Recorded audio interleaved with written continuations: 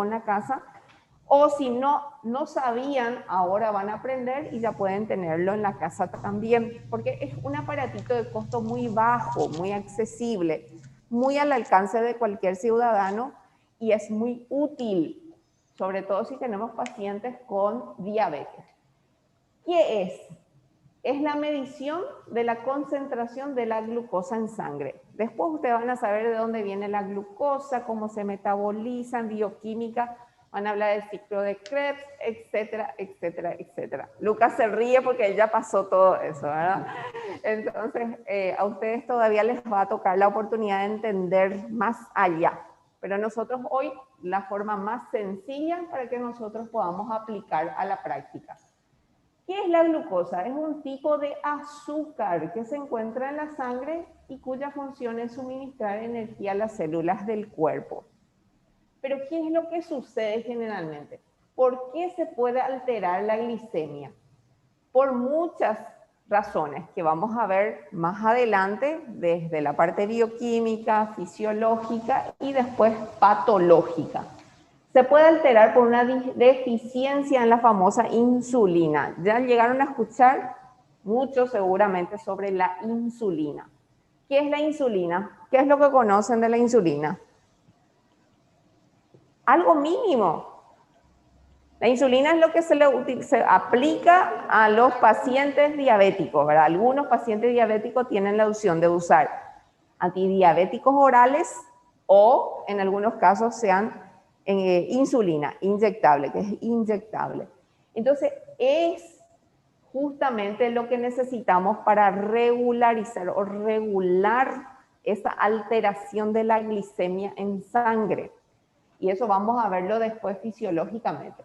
Esto conlleva la acumulación de glucosa en sangre y produce la enfermedad conocida como diabetes. Cuando yo tengo una deficiencia de la insulina de forma natural en mi cuerpo, lo que conlleva es a la acumulación del azúcar en sangre. La gente popularmente dice azúcar, tengo azúcar en la sangre. Los brasileños dicen así. Entonces es un término muy popular. Si vos le decís glicemia, la gente no entiende. No todos entienden ni glucosa ni glicemia. Se puede decir de ambas formas. Entonces, cuando tengo una acumulación excesiva es porque hay alguna deficiencia en la insulina. La insulina es el motorcito que va regulando, que va prácticamente ordenando la casa. Entonces, cuando hay falta de insulina, entonces viva la pepa, el azúcar, en grandes cantidades en el torrente sanguíneo y eso va a traer otras consecuencias y daños en los órganos diana. Sí, sí.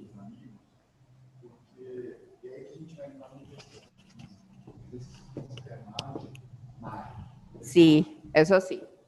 Porque, no caso, você não precisa da insulina para estar colocando a glicose para dentro da célula. É o único momento que você não precisa de insulina para colocar a glicose dentro da célula.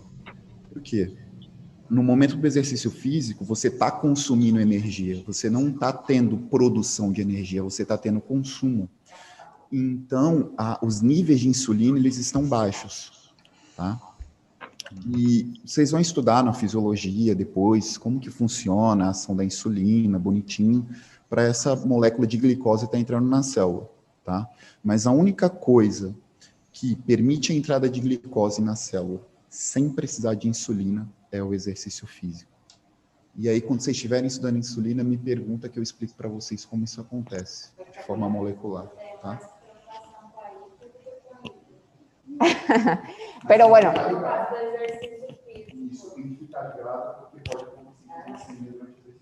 Esto es muy importante lo que acabó de decir el compañero. Por eso es lo que el repertorio del médico todo el tiempo.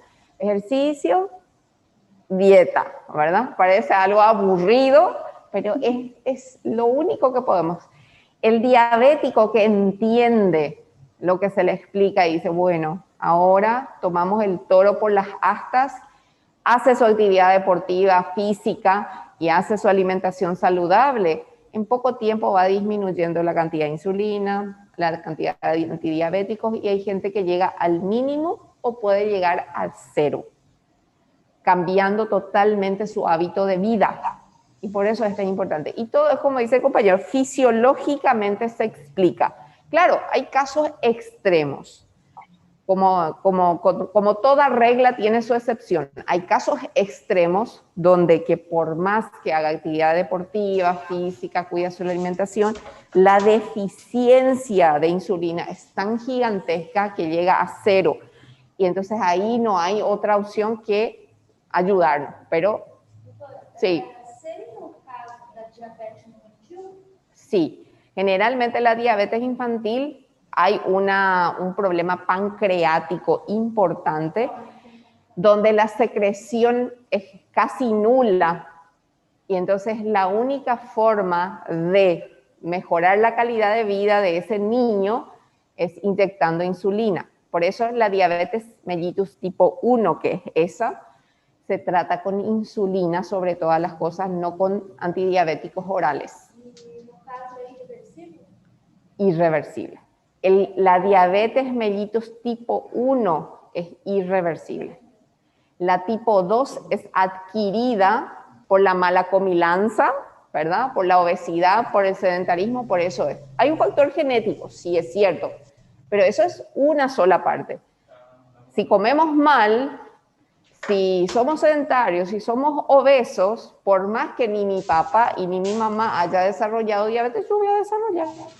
Porque es más una enfermedad adquirida, medioambiental, y depende mucho. Ahora, no sucede eso con la diabetes tipo 1, que ya es un problema que viene ya derivado del páncreas y con relación a la secreción de esta insulina, que es casi nula o prácticamente mínima.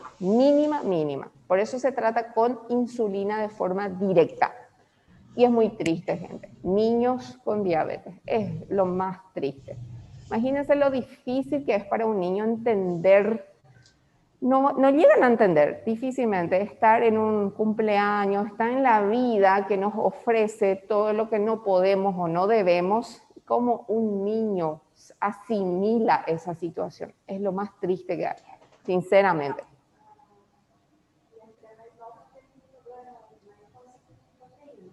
Ajá, con proteínas, sí.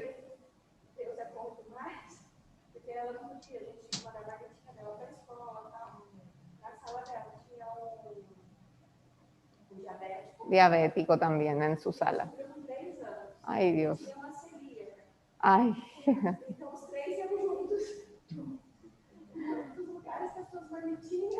Ellos se hicieron amigos porque eran los que estaban limitados.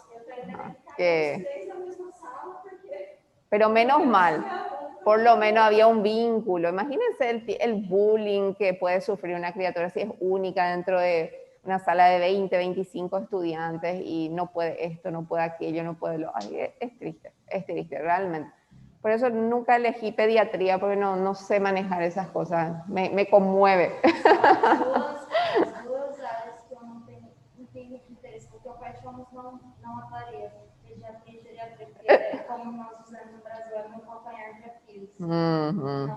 No conseguiría. A mí me gusta geriatría, de hecho que mi pacientela la mayoría es de 60 años para arriba, pero pediatría es otra cosa. Sí, es muy difícil. No es lo mismo ponerle un inyectable a un adulto que a un niño, no es lo mismo tomarle la vena a un niño. Entonces, es toda realmente hay que nacer con esa vocación. ¿Para qué se debe realizar el examen de glicemia? Para tener un diagnóstico y un control de forma preventiva. Entonces, es importante. En Paraguay y en Brasil, un alto porcentaje de los ciudadanos tienen o diabetes, o hipertensión, o ambos. O ambos. Entonces, esto es el pan nuestro de cada día. Entonces, hay diferentes tipos de equipos y que podamos utilizar para hacer esa toma. Vamos a esta tablita muy interesante. Ven aquí, en zona verde, sin diabetes, en ayunas. Aquí, por favor, sin comer ningún tipo de alimento. Aquí el mismo repertorio, como ustedes mismos pasaron un chistecito, ¿verdad? Que la vez pasada comentaron, creo que Lara pasó ahí en el grupo. que le preguntas si es hipertenso, te dice que no. Y si toma medicamentos, losartán, lodipina y ok. Lo mismo pasa aquí. Es decir, ¿desayunaste? No desayuné. Y después le pregunté, ¿pero tomaste alguito? No, un cafecito, ¿verdad? Nada más. Entonces hay que entender cuál es el concepto de la gente. Y hay que tener en claro que la gente no cuenta todo y hay que indagar. Porque ese cafecito va a hacer la diferencia y puede darnos una mala interpretación. Ayunas. Una glucosa en ayunas va de 70 a 100 miligramos por decilitro. ¿Ok? Postprandial se dice 2 horas después de haber comido. O sea, comiste y han transcurrido 2 horas. Dentro de ese tiempo de 2 horas todavía hay una alteración.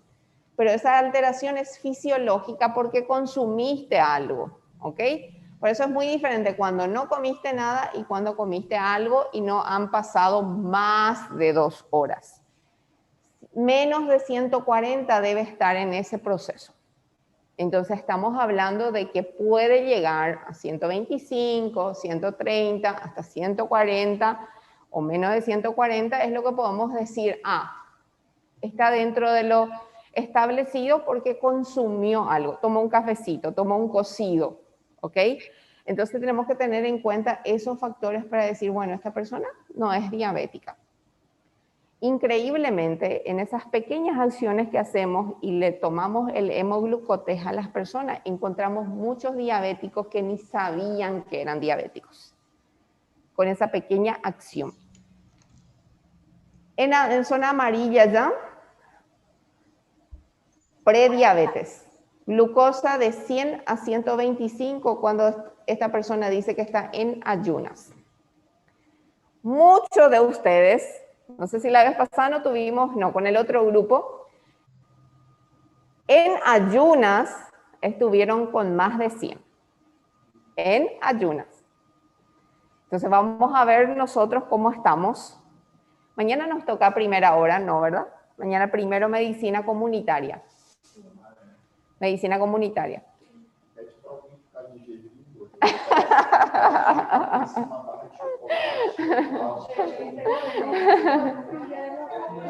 O podemos, vamos a hacer al contrario, empezamos introducción a las 8, ¿puede ser? Entonces hacemos el hemoglucotés entre todos, entonces van a venir en ayuna y después se van a meter el café y el cocido, ¿verdad? Bueno, ok. Entonces vamos a hacer al contrario, empezamos temprano introducción, después continuamos con medicina comunitaria. Entonces mucha gente con prediabetes existe en este mundito.